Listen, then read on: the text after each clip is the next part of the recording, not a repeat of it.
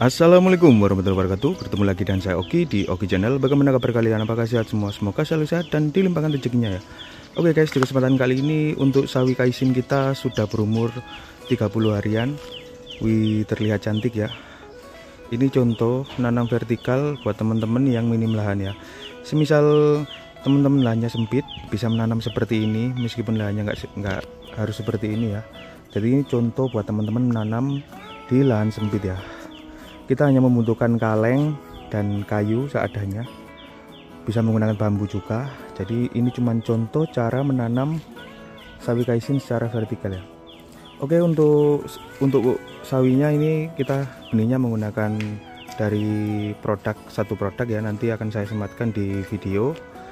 Dan untuk uratnya kita bisa menggunakan kayu ukuran yang ini 35 guys, yang ini ukuran 2 sentian pakai kayu reng.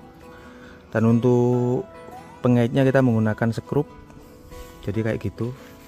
Nanti teman-teman kalau pengen beli juga untuk bor dan sekrupnya akan saya sematkan juga.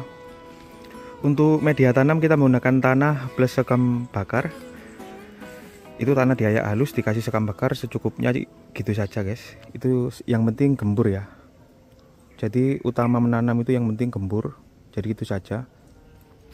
Dan pupuknya bisa menggunakan urea atau NPK, menggunakan 2 sendok plus 5 liter air bisa, menggunakan 2 sendok plus 10 liter air juga bisa ya.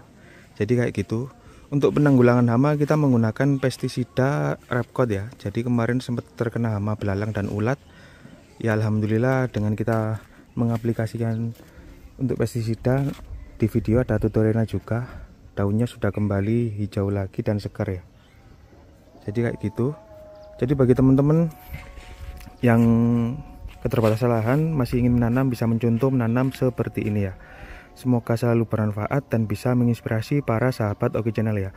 Meskipun lahan kita sempit, tidak menghalangi kita untuk tetap terus menanam ya. Oke, di kesempatan kali ini kita akan memanennya guys.